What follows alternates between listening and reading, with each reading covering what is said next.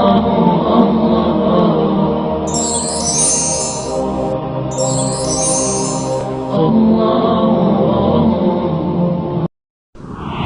الله الرحمن الرحيم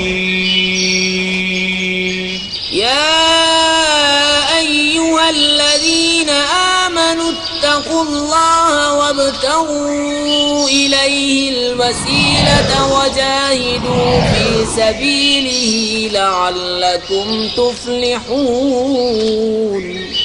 اے ایمان والو، اللہ سے ڈرو اور اس کی طرف وسیلہ ڈھونڈو اور اس کی راہ میں جہاد کرو، اس امید پر کہ فلاح پاؤ۔ السلام علیکم۔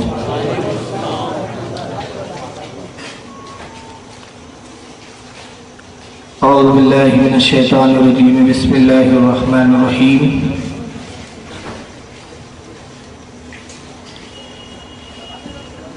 الحمد للہ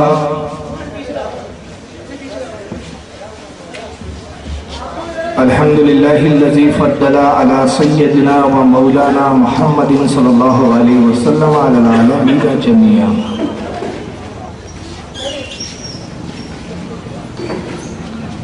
وأقامه يوم القيامة للمذنبين المتلوثين الخطائين الحالقين شفيعا۔ فصلى الله تبارك وتعالى عليه وعلى كل من هو محبوب ومرضي لديه صلاة تبقى وتدوم بدوام الملك الحي القيوم۔ ونشهد أن لا إله إلا الله وحده لا شريك له، ونشهد أن سيدنا ومولانا محمدا عبده ورسوله بالهدى والدين الحق أرسله۔ قال الله تبارك وتعالى في القرآن المجيد والفرقان الحميد: يا أيها الذين آمنوا اتقوا الله وابتغوا إليه الوسيلة۔ صدق الله العظيم۔ إن الله وملائكته يصلون على النبي يا أيها الذين آمنوا صلوا عليه وسلموا تسليما۔ اللهم صل على سيدنا مولانا جد الحسن والحسين وعلى آلہ واصحابہ وبارک وسلم۔ صلاۃ والسلام علیک یا رسول اللہ صلی اللہ تعالی علیہ وسلم۔ آج کی بزم کے تعلق سے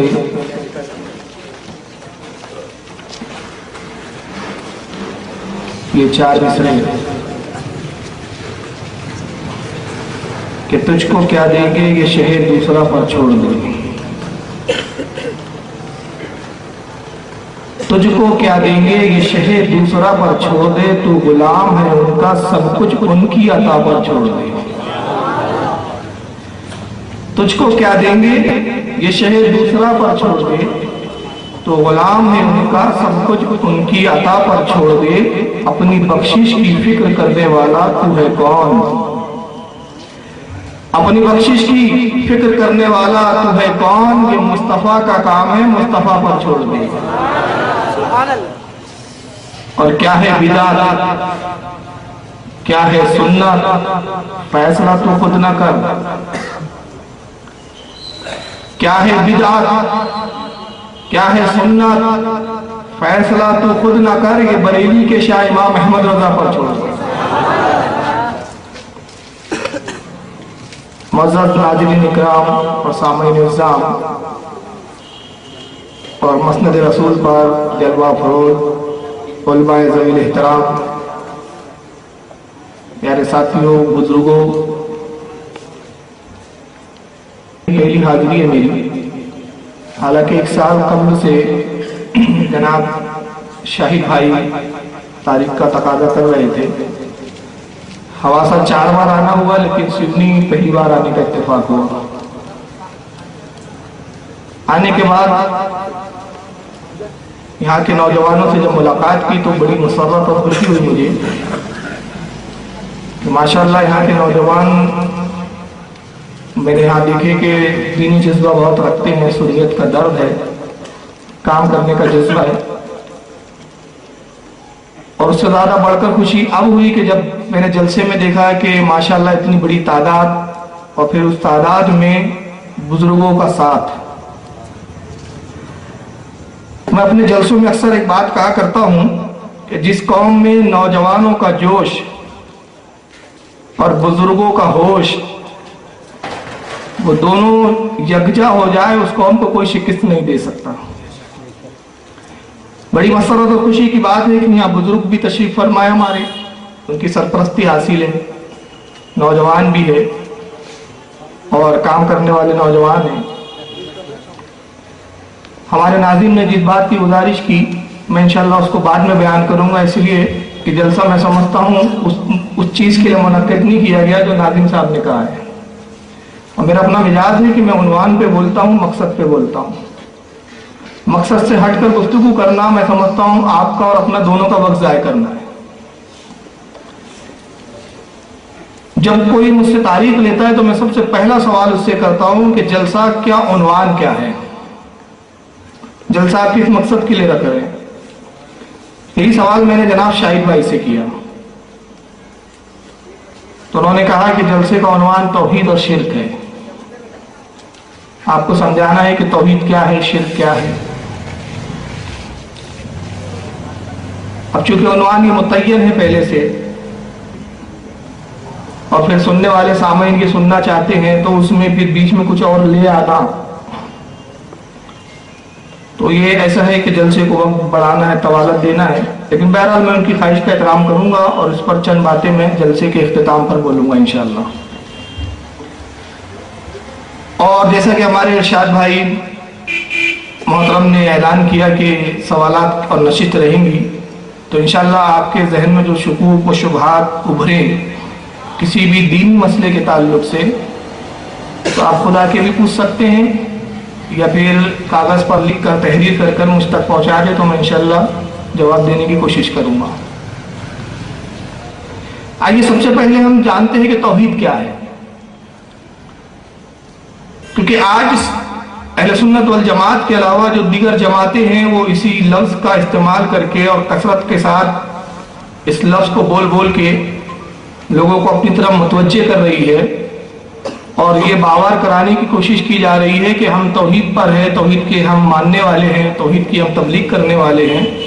और हमारे अलावा जितनी दूसरी जमातें हैं, बिलखुसूस बरेलवी मकतब फ़िक्र में नाम भी ले लेता हूँ, ये हजरात जो है शिर्क में मुब्तला है, तौहीद को समझते नहीं है। ये लोग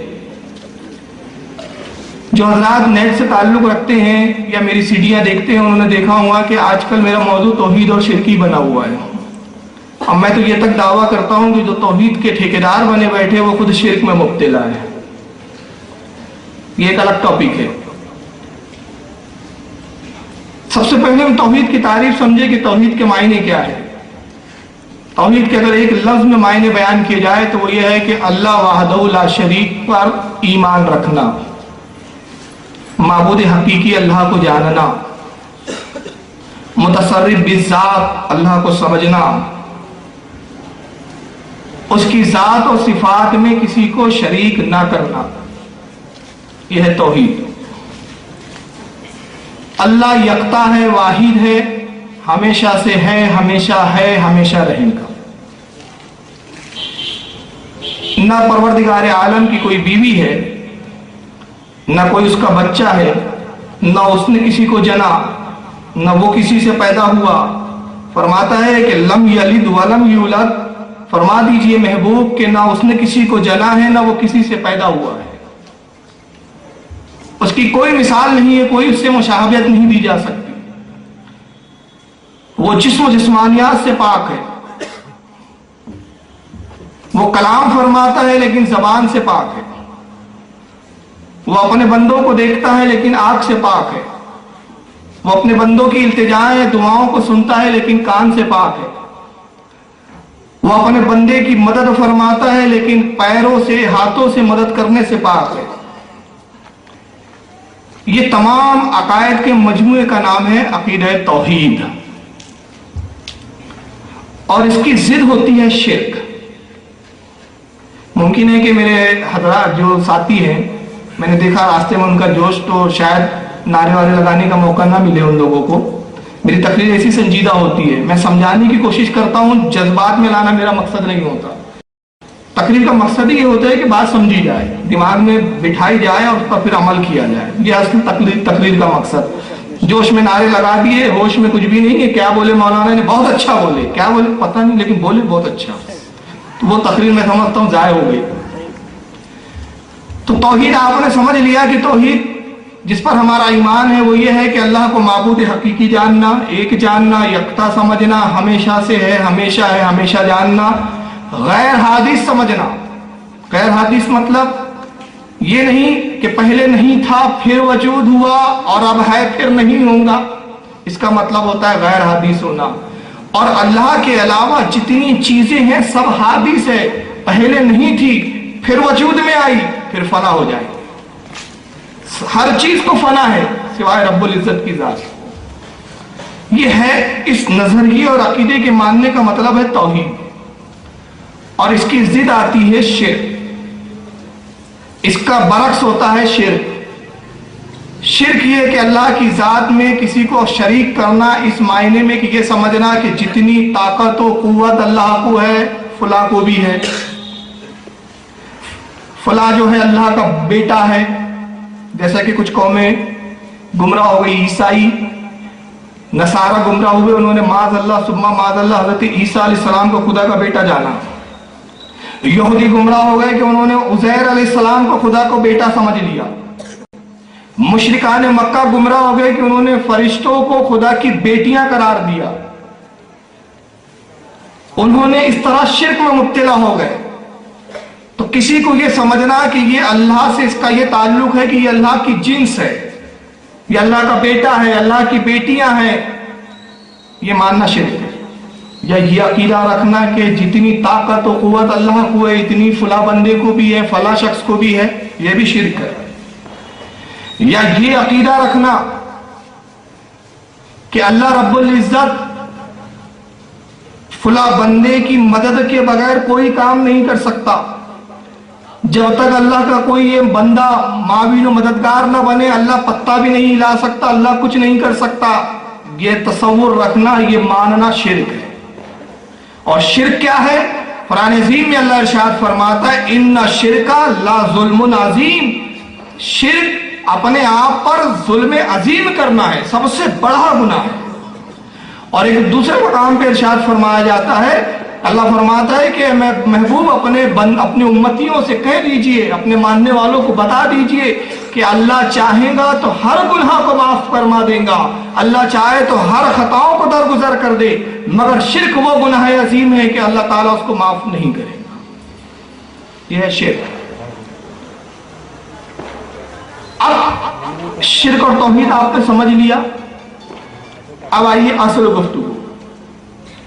الزام ہے کہ اہل سنت والجماعت شرک میں مبتلا ہے. اور شرک کیا ہے؟ وہ کہتے شرک یہ ہے کہ تم انبیاء اکرام سے بھی مدد مانگتے ہو، اولیاء سے بھی مدد مانگتے ہو، پیروں سے بھی مدد مانگتے ہو، صالحین سے بھی مدد مانگتے ہو، فرشتوں کو بھی مددگار سمجھتے ہو، اور انبیاء اور ولیوں کو تم وسیلہ قرار دیتے ہو، شفیع ٹھہراتے ہو. اور یہ ایسا شرک ہے کہ جو مشرکان مکہ نے بھی کیا کہ انہوں نے اپنے بتوں کو اللہ کی بارگاہ میں پہنچنے کا وسیلہ سمجھا، بتوں کو اللہ کی بارگاہ میں لے جانے کا شفاعت کرنے والا جانا. تو جو کام مشرکوں نے کیا مکہ کے وہی کام تم ولیوں کے ساتھ کرتے ہو. یہ ہے اعتراض، اور یہی موضوع ہے آج کی تقریر کا. تو اس کے جواب میں تین باتیں عرض کرنا چاہتا ہوں، اور تینوں باتیں انشاءاللہ قرآن کی دلیل کی روشنی میں ہوں گی. آپ نے بارہا سنا ہوگا تم بزرگوں سے وسیلہ مانگتے ہو، شرک کرتے ہو. تم فلاں ولی کے پاس گئے اور کہا کہ بیٹا دے دو، شرک کر لیا.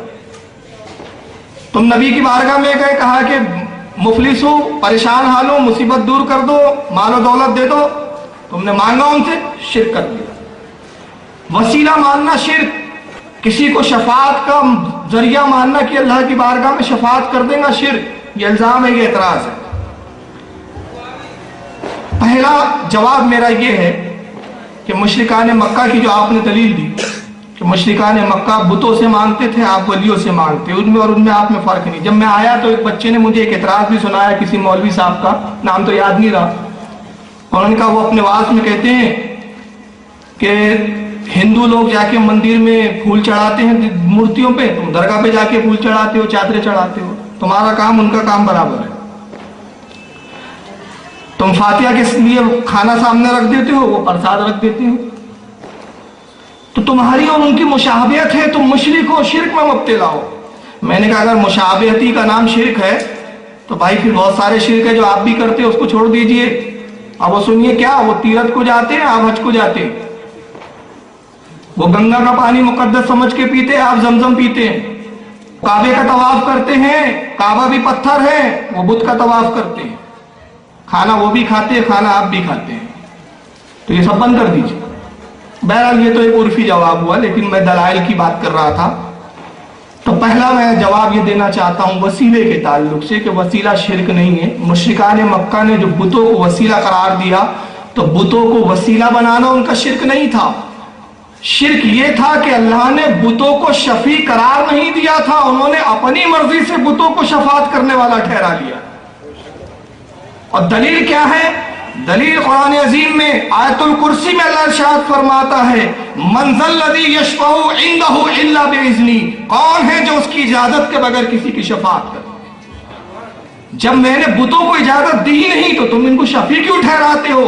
میں نے اجازت ولیوں کی دی، ولیوں کو دی ہے، ان سے ان کو شفیع مانا کرو۔ نبیوں کو میں نے شفاعت کی اجازت دی ہے، ان کو شفیع مانا کرو۔ تو جب ہم نے ولیوں کو شفیع مانا، وسیلہ جانا تو اللہ کے حکم سے جانا، اور انہوں نے بتوں کو مانا تو اللہ کے حکم کے خلاف کیا۔ اب یہ تو آپ کہیں گے آپ کے الفاظ لپاسی لفظوں کا ہیر پھیر ہے۔ نہیں میں قرآن پڑھ دیتا ہوں۔ قرآن عظیم کا پارہ نمبر 16 سورہ طٰہٰ آیت نمبر 109، اللہ ارشاد فرماتا ہے یومئذ لا تنفع الشفاعۃ الا من اذن له الرحمن ورضی له قولا۔ اللہ فرماتا ہے اور حشر کے دن کسی کی شفاعت کسی کے لیے نفع نہ دیں گی۔ حشر کے دن، آخرت کے دن، قیامت کے دن کسی کی شفاعت کسی کو فائدہ نہ دیں گی سوائے اس شخص کی شفاعت کے جس کو رحمان نے اجازت دے دی۔ اب تم بتاؤ کہ رسول اللہ کو اللہ نے اجازت دی ہے کہ نہیں دی ہے؟ وہ کون سی قرآن کی آیت ہے جس سے ثابت ہو کہ نبی کو اجازت نہیں ہے شفاعت کرنے کی؟ وہ تمہاری ذمہ داری ہے۔ ارے رسول کو تو ایسی شفاعت کی اجازت دی کہ اللہ کے نبی فرماتے شفاعتی امتی لأہل القبائر، میری شفاعت میری امت کے بڑے گناہگاروں کے لیے، چھوٹے چھوٹے گناہگاروں کو تو میرے اولیاء دیکھ لیں، میں تو بڑے گناہگاروں کے لیے ہوں۔ کچھ حدیثیں میں پڑھ کے سناؤں گا، کچھ زبانی سنا رہا ہوں، اگر ہر حدیث پڑھ کے سناؤں متن کے ساتھ سند کے ساتھ تو بہت لمبا بیان ہو جائے گا۔ ابو ذر رضی اللہ تعالیٰ عنہ ایک صحابی رسول ہے، حضرت ابو ذر غفاری۔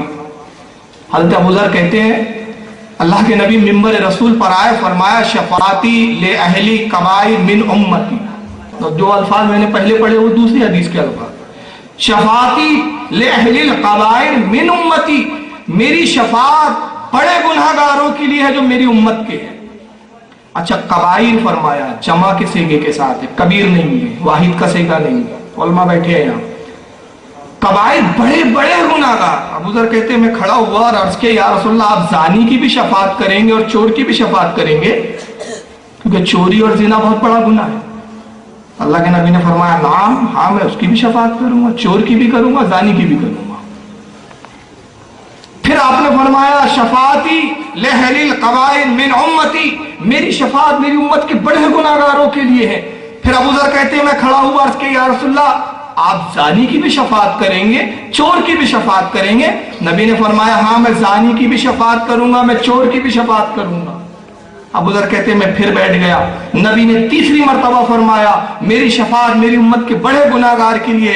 حضرت ابو ذر غفاری کہتے ہیں میں پھر کھڑا ہوا اور عرض کیا یا رسول اللہ کیا آپ کی شفاعت چور کے لیے بھی ہے، زانی کے لیے بھی ہے؟ گویا بار بار کھڑے ہو کر آپ تعجب کر رہے ہیں کہ اللہ کے نبی آپ نے اپنی شفاعت کو اتنا عام کر دیا، اتنا وسیع کر دیا کہ آپ کی شفاعت کی وسعت کا یہ عالم کہ چور بھی بخشا جائے، زانی بھی بخشا جائے، اتنے بڑے گناہگار۔ نبی پاک صلی اللہ علیہ وسلم کے چہرے اقدس صورت پر جلال آتا ہے، اور جلال کے عالم میں ارشاد فرماتے ہیں اے ابو ذر سن، میری شفاعت میری امت کے بڑے گناہگار کے لیے ہے، چور کے لیے بھی ہے، زانی کے لیے بھی ہے، اگرچہ تو بار بار کھڑا ہو حتیٰ کہ ناک رگڑ رگڑ کے مر جائے تب بھی میری شفاعت ہے۔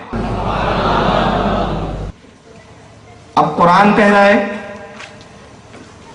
کہ کون ہے جو اس کی اجازت کے بغیر شفاعت کرے، اور نبی کہہ رہے ہیں مجھے اجازت مل گئی۔ اور پھر قرآن میں دوسری جگہ اللہ فرماتا ہے کہ ہمارے محبوب کی شفاعت کا کیا علم ہوگا، وَلَا سَوْفَ يُؤْتِيكَ رَبُّكَ فَتَرْضَىٰ، اے محبوب ہم آپ کو آخرت کے دن اتنا دیں گے کہ آپ راضی ہو جائیں گے۔ اللہ کے نبی اس کی حدیث کی اس آیت کی شرح میں اور اس آیت کی تشریح میں حدیث پاک ہے، فرماتے ہیں اے لوگوں تم سب گواہ ہو جاؤ، میرا رب مجھ سے کہتا ہے کہ اے محبوب ہم آپ کو اتنا دیں گے یہاں تک کہ آپ راضی ہو جاؤ، میں اس وقت تک اپنے رب سے راضی نہ ہوں گا جب تک میں اس شخص کو بھی جہنم سے نہ نکال دوں جس کے دل میں رائی کے برابر بھی ایمان نہیں۔ تو پہلی بات آپ نے سمجھی، پہلی کیا تھی؟ مشرکوں کا شرک یہ تھا کہ انہوں نے بتوں کو وسیلہ جانا۔ اللہ نے یہ نہیں فرمایا تھا کہ بت تمہارا وسیلہ ہے، بت تمہاری شفاعت کر سکتے، انہوں نے منمائنے طریقے سے شفاعت کا انہوں نے حقدار اور ٹھیکیدار سمجھ لیا تھا بتوں کو اور معبودوں کو۔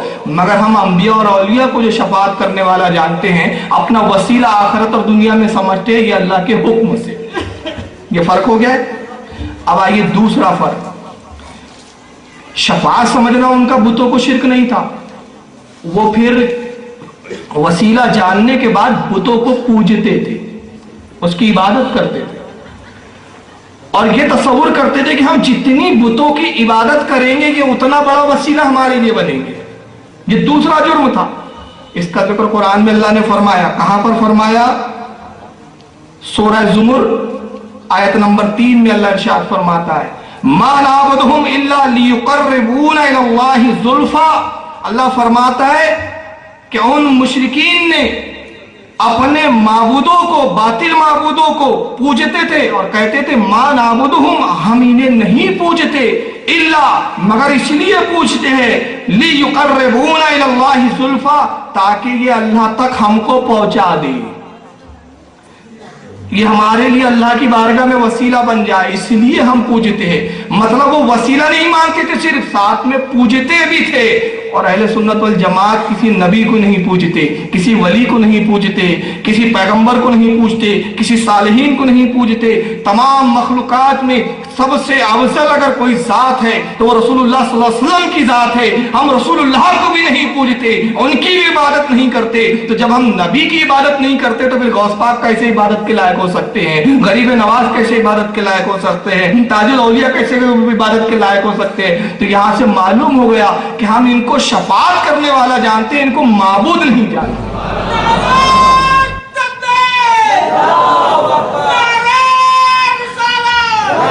تو دوسری دلیل کیا ہے؟